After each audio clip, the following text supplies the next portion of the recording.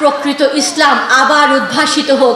তারা চায় না আল্লাহর দেওয়া সেই শিক্ষা অনুযায়ী নারীরাও তারা তাদের যোগ্যতা, সাহস সব কিছু অনুযায়ী আল্লাহর জন্য, দ্বীনের জন্য, রসুলের জন্য, মানব জাতির জন্য ভূমিকা রাখুক। কারণ তারা সবসময় নারীদেরকে প্যাকেট বন্দি করে দমিয়ে রাখতে চায়। আর হিজবুত তৌহিদ নারীদেরকে প্রকৃত রূপে মুক্তি, প্রকৃত রূপে আল্লাহর দেওয়া সেই স্বাধীনতা আবার তাদের হাতে ফিরিয়ে দিতে চায়। আমাদের নারীদের উপর যেইভাবে শ্লীলতাহানির চেষ্টা করা হচ্ছে, যেভাবে তাদেরকে অপমান করার চেষ্টা করা হচ্ছে, আমি সরকারের কাছে বিনীতভাবে অনুরোধ জানাচ্ছি, আমি সরকারের দৃষ্টি আকর্ষণ করছি, আমি প্রধানমন্ত্রীর দৃষ্টি আকর্ষণ করে বলতে চাই, প্রধানমন্ত্রী, আজকে হিজবুত তৌহিদের নারীরা যেভাবে আপনার এই দেশের জন্য, যে দেশে আমাদের জন্ম হয়েছে, এই জন্মভূমির জন্য তারা যেভাবে জীবন দিয়ে কাজ করে যাচ্ছে, আজকে তাদের সেফটি সিকিউরিটি দেখা এই গভর্নমেন্টের অবশ্যই কর্তব্য। যারা এই নারীদেরকে, যারা আমার এই মেয়েদেরকে শ্লীলতাহানির চেষ্টা করছে, তাদেরকে অপমান করার চেষ্টা করছে, তাদের গায়ে হাত তোলার চেষ্টা করছে, তাদেরকে দ্রুত আইনের আওতায় আনা হোক। আমি আজকে আপনাকে জোর গলায় দাবি জানাচ্ছি প্রধানমন্ত্রী।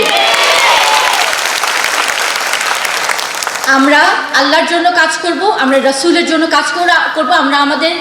আমরা কোনো বিনিময় চাই না। বলতে পারে মানুষ যে তোমাদের স্বার্থ কি? আমাদের স্বার্থ হচ্ছে আমরা আল্লাহর সাথে যে ওয়াদা করেছি সেই ওয়াদা পূরণ করব। আমার জীবন যাবে, আমার জীবন থাকবে। বাঁচলেও আমি সাকসেসফুল, আমি শহীদ হইলেও আমি সাকসেসফুল। এই জন্যই আল্লাহ বলেছেন শহীদদেরকে তোমরা মৃত বলো না, শহীদরা জীবিত। এবং এইটার উদাহরণই দিয়ে গেছেন আমাদের শহীদ রাবেয়া। উনার উত্তরাধিকারীরা আজকে আমাদের এই সম্মেলনে আছে। তিনি জীবন দিয়েছেন, তিনি অন্যায়ের সামনে পিছপা হননি, তিনি সন্ত্রাসীদের হাতে নিজের জীবনকে উৎসর্গ করে শহীদের মর্তবা আল্লাহর কাছ থেকে নিয়েছেন। কিন্তু তিনি এক মুহূর্তের জন্য কৃপণতা করেননি তার জীবনকে নিয়ে। আজকে হিজবুত তৌহিদের নারীরাও সেই শপথই নিয়েছে।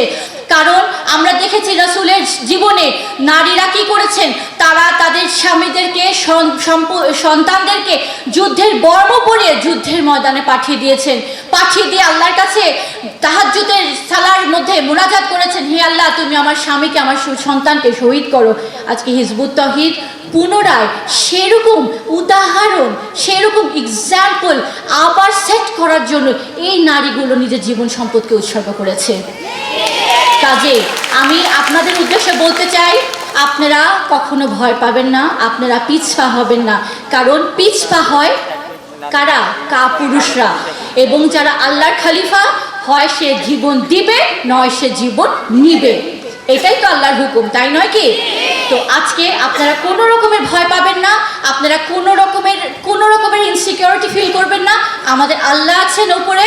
আপনারা পুরো স্পিডে, ফুল স্পিডে আজকের এই সম্মেলন থেকে যে পুনরুজ্জীবিত হয়ে পুনরায় শপথ নেবেন, হে আল্লাহ তোমার এই জমিনে যতদিন পর্যন্ত আমরা তোমার এই হুকুম বাস্তবায়ন করতে পারবো না, আমি আর পিছনে ফিরে তাকাবো না। কারণ পরিস্থিতি ভয়াবহ। আজকে যদি ফিলিস্তিনের এই নারীদেরকে শিক্ষা দেওয়া হতো, ইসলামের প্রকৃত আদর্শ শিক্ষা দেওয়া হতো, তাদের এই অবর্ণনীয় যন্ত্রণা সহ্য করতে হতো না, নিজের কোলে তার মাসুম সন্তানকে কবর দিতে হতো না।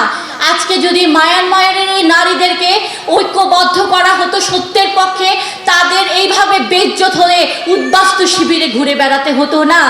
পরিস্থিতি ভয়াবহ, এটা আপনাদের বুঝতে হবে। মাননীয় মামি এই কথাটা বারবার বলে যাচ্ছেন, চিৎকার করে বলে যাচ্ছেন, সবার কাছে বলছেন পরিস্থিতি ভয়াবহ। এই পরিস্থিতি মোকাবেলা করতে পারবেন না যদি আপনারা প্রাণ দিয়ে, জীবন দিয়ে, সম্পদ দিয়ে এখন এই যমুনার ঢেউকে উল্টায় না দেন। নিজেও বাঁচবেন না, এই দুনিয়া ধ্বংস করে দিবে। কাজেই আমরা এসেছি আল্লাহর জন্য। এই পৃথিবীতে আল্লাহ আমাকে পাঠিয়েছেন আল্লাহর কাজ করার জন্য। আমি যতদিন বাঁচবো আল্লাহর এই কাজ করে যাব। এবং যদি আমি আল্লাহর এই কাজ করতে গিয়ে যদি জীবন দিতে পারি, আলহামদুলিল্লাহ। আর যদি আমি আল্লাহর কাছে এই দিন প্রতিষ্ঠা করে মানুষকে শান্তি দিতে পারি, সেটা তো আলহামদুলিল্লাহ।